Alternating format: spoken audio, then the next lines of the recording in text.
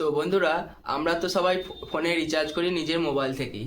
PhonePe থেকে করি, কেউ পেটিএম থেকে করে, কেউ গুগল পে থেকে করে। কিন্তু ফোনপে লোক বেশি ব্যবহার করে, গুগল পেও সেরকম একটু ব্যবহার করে। তো আমরা যখন রিচার্জ করতে যাই, যদি 299 টাকা রিচার্জ হয়, ওটা কিন্তু 2 থেকে 3 টাকা প্ল্যাটফর্ম ফি। আমরা জানবো আমরা 299 টাকা রিচার্জ 299 টাকাতেই কি করে করবো। অ্যামাজন থেকে যদি আমরা রিচার্জ করি, সেটা কিন্তু আমাদের 299 টাকা রিচার্জ কিন্তু 299 টাকায় হবে, কোনো এক্সট্রা ফি নেই। কোনো পেতে আপনারা কিভাবে রিচার্জ করবেন? অ্যামাজন অ্যাপটি খুলবেন, খোলার পর দেখুন প্রথমে ফার্স্ট অপশন পেতে হাত দেবেন। হাত দিয়ে আপনাদের এখানে আপনার ব্যাঙ্ক অ্যাকাউন্টটা কিন্তু লিঙ্ক করতে হবে। আপনারা নিশ্চয়ই জানেন কিভাবে লিঙ্ক করতে হয়। আমার দেখুন Jio payment bank already link আছে।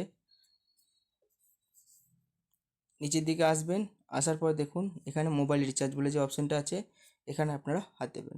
তারপর যেমন আপনারা মোবাইল রিচার্জ করেন সেই রকমই হবে। তো এই ছিল আজকেকার ভিডিওটি ভালো লাগলে চ্যানেলটিকে অবশ্যই সাবস্ক্রাইব করে পাশে থাকবেন। ধন্যবাদ।